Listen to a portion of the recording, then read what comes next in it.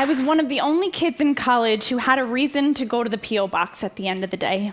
And that was mainly because my mother has never believed in email, in Facebook, in texting, or cell phones in general. And so while other kids were BBMing their parents, I was literally waiting by the mailbox to get a letter from home to see how the weekend had gone, which was a little frustrating when Grandma was in the hospital, but I was just looking for some sort of scribble, some unkempt cursive from my mother. And so when I moved to New York City after college and got completely sucker punched in the face by depression, I did the only thing I could think of at the time. I wrote those same kinds of letters that my mother had written me for strangers and tucked them all throughout the city. Dozens and dozens of them. I left them everywhere, in cafes and in libraries, at the UN, everywhere. I blogged about those letters in the days when they were necessary, and I posed a kind of crazy promise to the internet that if you asked me for a handwritten letter, I would write you one. No questions asked. Overnight, my inbox morphed into this harbor of heartbreak.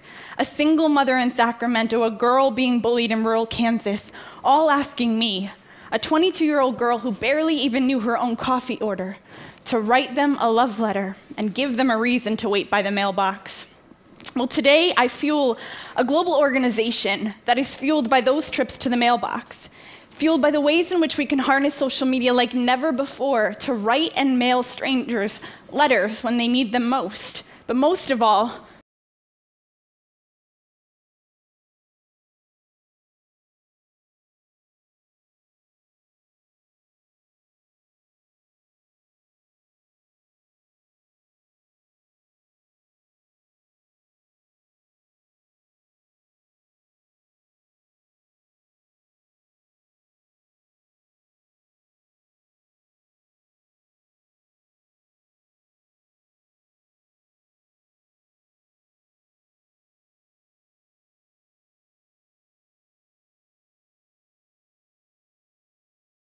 our best conversations have happened upon a screen.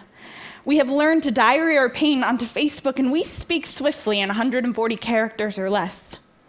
But what if it's not about efficiency this time? You know, I was on the subway yesterday with this mail crate, which is a conversation starter, let me tell you. If you ever need one, just carry one of these. And a man just stared at me, and he was like, "Well, why don't you use the internet?" And I thought, well, sir, I am not a strategist, nor am I a specialist. I am merely a storyteller. And so I could tell you about a woman whose husband has just come home from Afghanistan, and she is having a hard time unearthing this thing called conversation. And so she tucks love letters throughout the house as a way to say, "Come back to me. Find me when you can." Or a girl who decides that she is going to leave love letters around her campus in Dubuque, Iowa, only to find her efforts ripple affected the next day when she walks out onto the quad and finds love letters hanging from the trees, tucked in the bushes and the benches. Or the man who decides that he is going to take his life, uses Facebook as a way to say goodbye to friends and family. Well, tonight he sleeps safely with a stack of letters just like this one, tucked beneath his pillow, scripted by strangers who were there for him when. You know, these are the kinds of stories that convince me that letter writing will never again need to flip back her hair and talk about efficiency, because she is an art form now, all the parts of her.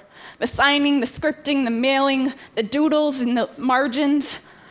The mere fact that somebody would even just sit down, pull out a piece of paper, and think about someone the whole way through, with an intention that is so much harder to unearth when the browser is up and the iPhone is pinging and we've got 6 conversations rolling in at once. That is an art form that does not fall down to the Goliath of get faster, no matter how many social networks we might join. We still clutch close these letters to our chest, to the words that speak louder than loud when we turn pages into palettes to say the things that we have needed to say, the words that we have needed to write to sisters and brothers, and even to strangers for far too long. Thank you.